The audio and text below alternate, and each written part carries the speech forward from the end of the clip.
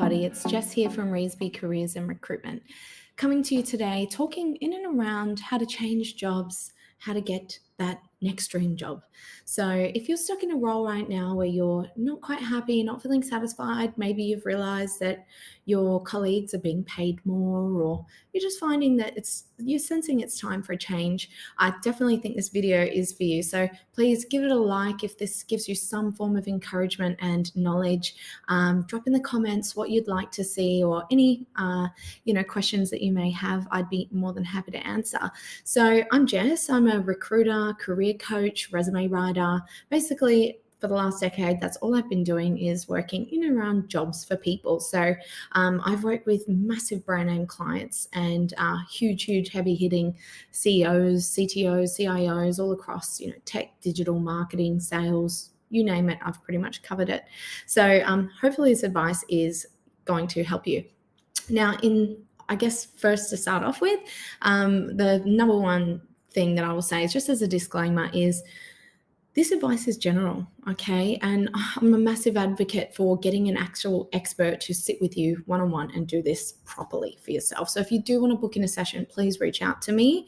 I'm telling you, you just cannot find the same level of information as you could doing a proper one-on-one session. So everyone's case is unique. Everyone's journey is specific to them. So the advice needs to be catered to you, and that personalization you just cannot get in a generic video. So that's just, the caveat, first disclaimer for you. So you've come to realize that you are no longer happy in your job and you want to change, or you would like a promotion, whatever the case may be. First things first, it's important to avoid disengaging. All right. What I mean by that is, a lot of people do this thing. It's the whole quietly quitting thing, except they tend to do this quite often right before they quit. Problem with this is, you're then going to leave that organization on a downer. So if you're in sales, your sales records might be low. If you're just in any business focused role or corporate role, your reference is maybe not going to be key. It's not going to be great. Yeah. So you want to make sure you finish up at any workplace on a high. Okay, so the first thing you want to do is try and see if you can get yourself a new job title without maybe asking for the salary. Or you could sit down and actually ask for a promotion or a salary increase. That might help you to either not change or just give you a bit of a boost before you go. It's up to you on how you want to play that. And once again, everyone is a little bit different. So I think getting that specialist or one-on-one advice with us, that might be more helpful.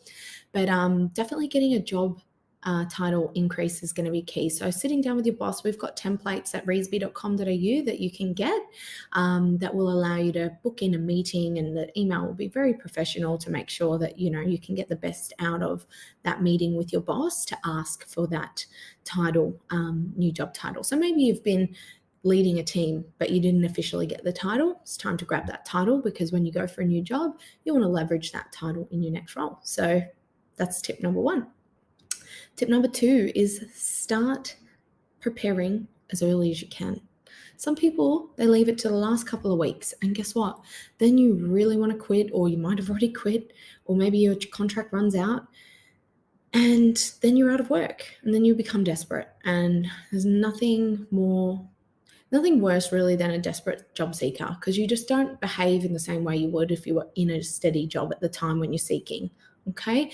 And I don't mean that in a disrespectful way. I'm just being honest. It's like, everyone can pick up on that vibe. In recruitment, we are trained to analyze people, to analyze body language, psychology, the words that you use. So what you think is good to say in an interview can be a huge red flag to a recruiter. So sitting down with someone actually running through this is going to be key. Yeah. So basically what you want to ensure that you're doing is effectively leaving your previous role on a high, preparing yourself for your next role. So that means getting a professional resume done. Okay. Whether you like it or not, it is going to help you. Just like selling a home. If you want to sell your home for a better price and faster, get it renovated. You're going to have to spend a bit of money on the renovation, but it's going to help, right? So every week without a job is money lost. And every job you get that's of subpar quality, so it's not as good as you could have got, well, you could end up missing out on between $35 to $100, even more, $1,000, right? That's a lot of money. You could probably think of a lot of things you could do with that money. People would enter all sorts of interesting competitions to try and win that type of cash, but they're not willing to spend a little bit of money on getting their resume done in order to get that. And that's something that I'm really passionate about encouraging people to understand, because you do get taught at school to do your resume yourself.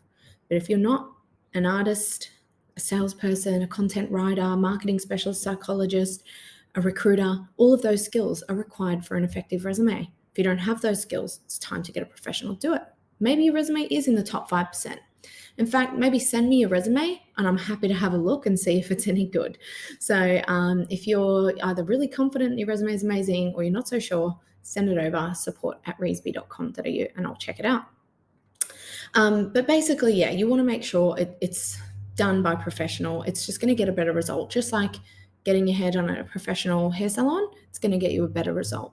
So if you would spend money on getting your hair done or makeup or outfit for a job interview, for a wedding, why are you not thinking about those kinds of things when it comes to that document? That's the number one thing that the brands look at, right? Make sure it's ATS optimized and all the keywords.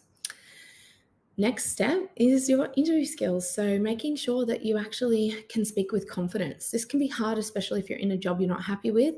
Sometimes you can get on a downer because you're a bit depressed because you may be in a work environment that's quite toxic, or you're underappreciated, or whatever the case may be. So making sure that you work with someone who cares about the quality of your mental health.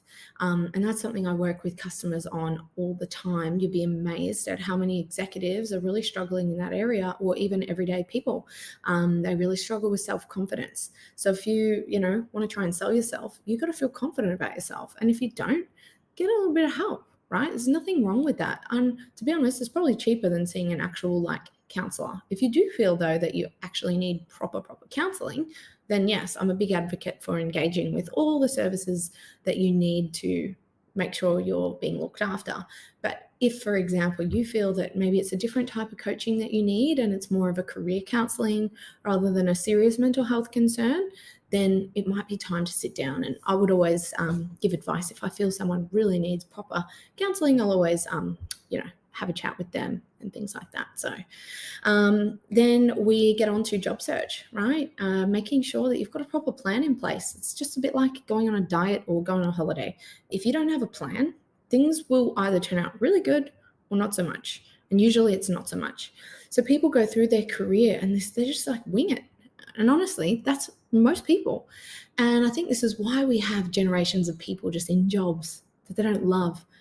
You should be able to pick and choose where you want to work. That realistically should be the case for most people. And it is the case for a lot of executives, right? So what are they doing differently? Well, they're coming to places like us, for example, right?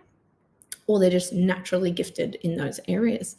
Like I said, there are a couple of people, probably about maybe less than 5% of the population, that are pretty good at writing their own resume. But there's always something missing. Okay, I've always found that. I've pretty much never seen a resume that I've gone, wow, this is perfect, other than the ones we produce. And even they sometimes, I can spot some things I want different. So I make sure that I get that changed before we get it off to a client. But send me your resume if you think you have the best resume out there, because I'm just curious. So I would love to see that. So there's that. And then, of course, working on your exit plan. So making sure that you respectfully resign, okay? Make sure you get the most out of it. Make sure you're in line with your contract, doing all the right things, and obviously not entering into a new contract without, knowing that it's the right contract. So getting us to review those documents, make sure it's the right opportunity, not just taking anything. These are all key tips and tricks. So if you're sort of feeling like it's time to change, time to leave, it's also another good opportunity to think about reskilling, upskilling, or changing careers. So sitting down with us and actually coming up with a little bit of a plan that might lead to different results than what you would have maybe thought of on your own. That's also a lot of fun. It's a bit of an adventure. So I work with customers all the time and, open up their minds as to what they could be doing. And it's a lot of fun for those people because they wouldn't have thought of those ideas of their own volition. So upskilling, we do have short courses at Reesby. They're just really good ways to get some fundamental knowledge, get that certificate onto your resume and, get out there into the market. But if you're wanting more extensive training, universities, all of those things, you can, we can do a skills gap analysis with you to double check as to which courses might be more required or in demand in your particular field. Once again, sitting down with an education advisor, I think they're always going to have a bit of a vested interest, and they once again have that gap that they don't know the job industry. Whereas we're looking at from reverse, the job industry and what qualifications they need. Does that make sense? So you can get advice from universities, from all sorts of other providers, but it's a little bit like going to your local hair salon and asking them for stocks and investment advice. They might be able to give you some support and help, but chances are it's not going to be backed by proper industry knowledge, with all due respect. So that's just something to keep in mind. If it's free, it's usually free for a reason. It doesn't really have an inherent value. That's why they can't sell it. That's why it's free. Okay. And I would honestly say that sometimes that can do you more harm than good. Okay. Just like getting a free haircut from someone who doesn't know what they're doing might do more harm to you than good. Okay. So there's not always free things that are going to assist you and help you. If you're paying good amounts of money for these services, that's fair and reasonable, and I believe our pricing is fair and reasonable, then you're going to end up with a great outcome for your career, and that money will come straight back when you get your wonderful new job. So there's that. And lucky last is, your communication style. So making sure that you can have some sort of plan for the next few years into the future and be able to effectively communicate and engage that throughout your job. So tenure is critical. Like, I'm a big believer. Once I work with a client, I get their resume done, they're in their new job. I don't just leave them and that's it. I might touch base in 12 months' time, see how they're getting on, see if they're ready to talk to their boss about a promotion or if they need some help or support. So I really encourage that for everyone to do. So making sure that you're building your skills internally, so communicating that you're a potential leader and all of these things. So we do have some free resources, some ebooks on, vocab building, communication, so that you're being seen as a leader. So doing presentations and stuff at work and sort of setting an example to others. Sometimes it's not always what we say, but it's how we say it. So again, body language, we do a body language analysis. We look at vocabulary just to ensure that you're really presenting yourself and highlighting yourself and your skills throughout your time in your new job. And that kind of ties into, I guess, if you look at all the key major executives, they all have one thing in common. It's usually their communication style and their ability to present and engage with people, not so much technical. Yeah. So like, no disrespect, but some of the CTOs are not exactly like the best engineers. Yeah. And they're not. That's fair enough because it's not needed for that particular role. So if you're looking to go down the career path of becoming an executive, please reach out. Or if you're just wanting to get some proper help, that's not just internet-based stuff, that's not just stuff that's free, if it's not just stuff offered by people who maybe aren't so much like super passionate about their industry or whatever, if you just feel like, hey, I think this person can help me, I would love to help you. It's my life's purpose. It's my mission is to help people in their careers. I get, a great sense of reward when I get people into amazingly high paid jobs. So please reach out if you'd like other advice or particular questions you'd like me to address. Comment, like this video, share it with friends. Let me know, even DM if you'd like to keep it private. I'm more than happy to help. And if you need support, go to reesby.com.au. I hope you enjoyed today's session. Give it a like, subscribe, please support us. This is, time that we spend to try and give advice where we can that we hope is helpful. And that will just encourage us to produce more content, more useful content for you all. So have a wonderful day, all be blessed, and I'll see you in the next video. Thank you.